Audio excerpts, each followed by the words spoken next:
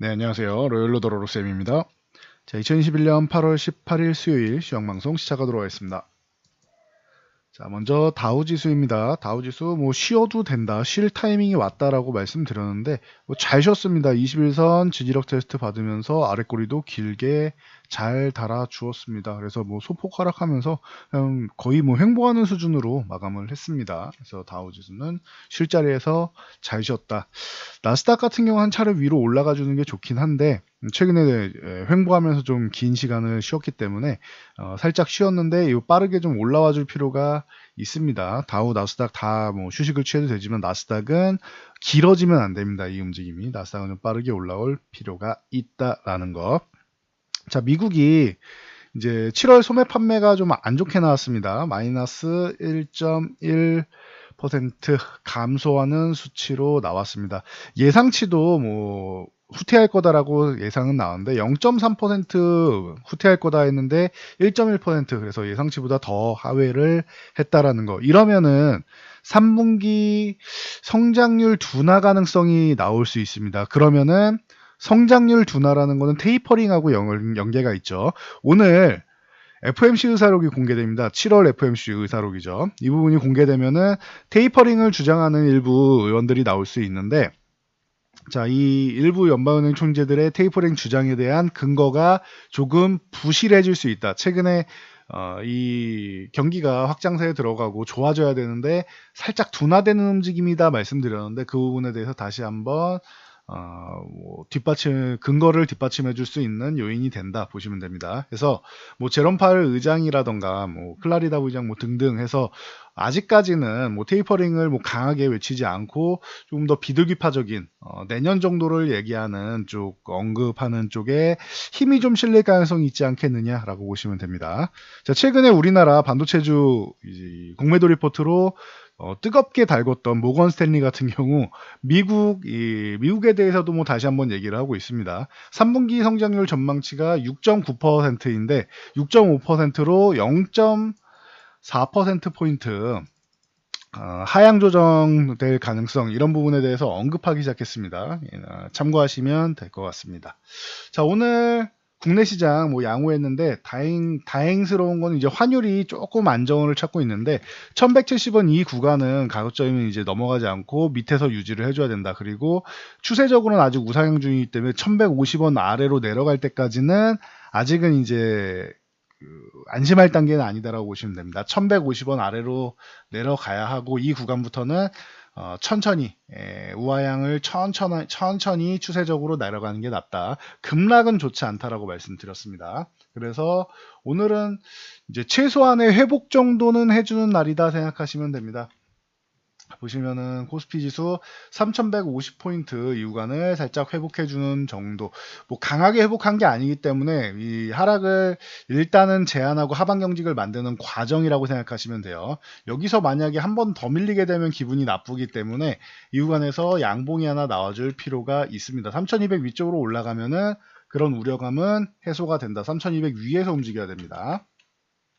자, 코스닥 같은 경우도 마찬가지 1020포인트 이 구간 이제 이번 주 안에 빠르게 뭐 회복해야 되는데 걸쳐만 났습니다. 1021포인트로 해서 살짝 걸쳐만 났다. 그래서 회복됐다라기보다는 회복을 시도하고 있는 정도고 아예 그 1030포인트 위쪽으로 올라가서 안착이 돼야지만 이제 안정적으로 움직일 수 있다라는 거 확인하시면 됩니다. 이게 이번 주 안에 이렇게 올라가서 안착된다라고 하면은 이제 좀 긍정적으로 볼 수 있습니다. 코스닥 같은 경우는 그동안 코스피 수급이 안 좋았지 코스닥 수급은 이렇게 뭐 부정적이지 않았기 때문에 매도와 매수 번갈아 가면서 나오고 있었기 때문에 코스닥은 크게 우려되지 않는다. 그래서 코스닥은 좀 중심을 잡아줘야 된다라고 말씀드렸어요. 그리고 코스피는 이제 코스닥이 건재하다라고 하면 코스피도 조정이 된다라고 말씀을 드렸고 그러니 코스닥이 좀 빠르게 회복되는 과정이 필요하다라는 거 참고하시면 될 것 같습니다. 자, 금일 뭐 삼성전자는 그냥 횡보하면서 쉬었는데 SK하이닉스가 좀 좋은 모습을 보였습니다.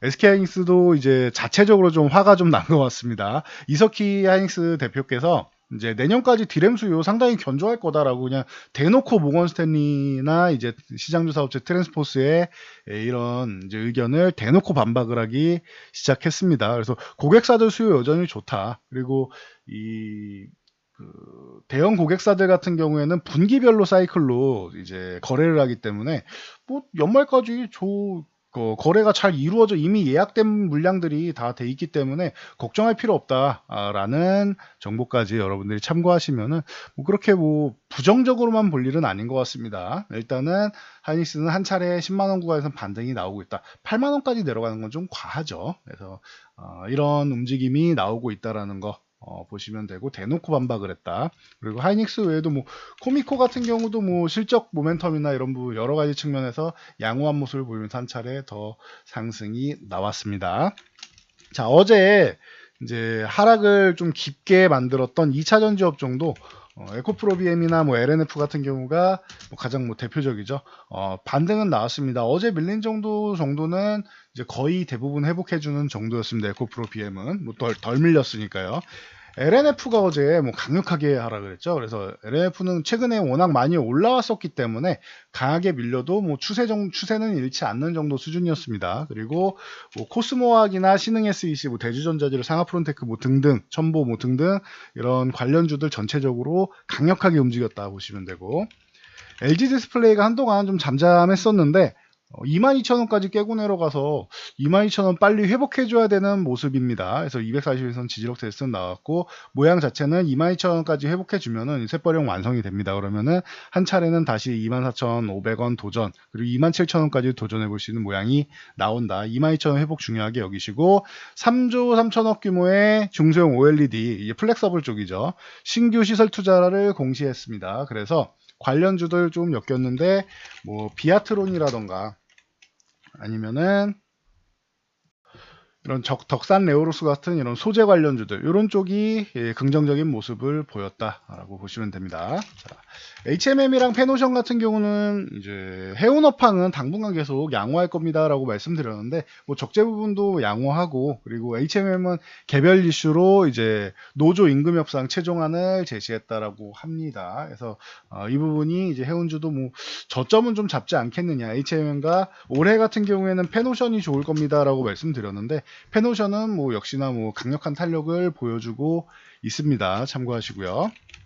하나시스템이 원앱의 지분 3억 달러 인수를 했죠. 그러면서 이제 좋은 모습 보이기 시작했는데 여전히 강력한 모멘텀 만들고 있습니다. 지금 이제 19,500원에서 20,000원 사이 구간에서는 이제 저항을 느낄 수 있는 구간이기 때문에 이 구간 넘어가는지 잘 보시면 될 것 같습니다.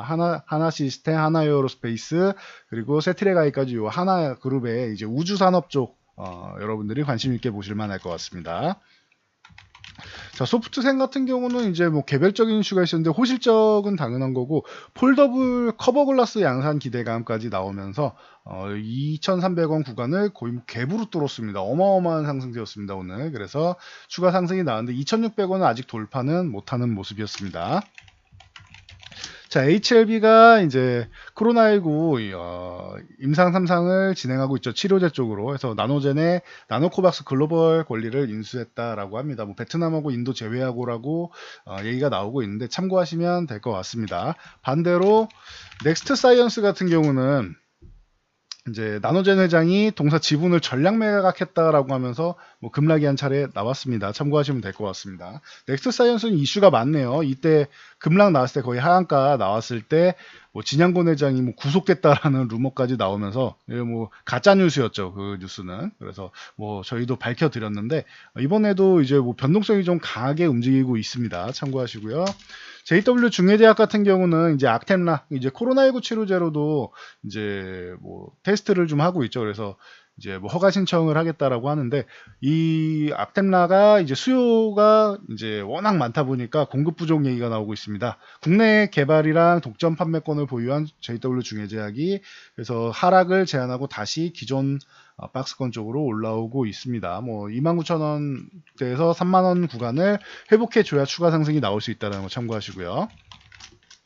자, 이마트 같은 경우는 이제 쓱닷컴 상장한다고 말씀을 드렸습니다. 이베이 코리아도 인수하고 쓱닷컴도 상장하고 본격적으로 이제 뭐 이커머스 쪽에도 좀 긍정적인 모습을 볼 수 있는데, 그렇다라고 하면은 신세일그룹에서 가장 수혜를 받는 기업은 뭐다? 저희 영상 오래 시청하신 분들은 뭐 얼마 시청 안 하셔도 이 이베이 인수할 때부터 보셨으면 다 아시죠? 신세계 INC가 대장이다라고 말씀드렸는데 이제는 상승이 좀 정체되기 시작했습니다. 그리고 이격이 좀 벌어져 있으니까 조금 쉬엄쉬엄 보실 필요가 있다라는 거 참고하시면 됩니다. 그래도 18만 원대에서 뭐 많이 올라왔습니다 벌써.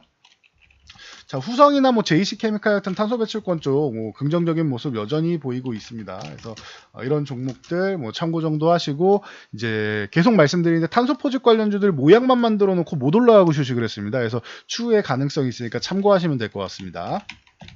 자, 크래프톤은 이제 썸네일에도 올려드렸듯이 배그모바일 인도가 44일 만에 누적 다운로드 5천만, 우리나라 인구만큼 다운을 받았네요. 돌파했다라고 합니다. 인기가 여전히 식지 않고 있는 것 같습니다.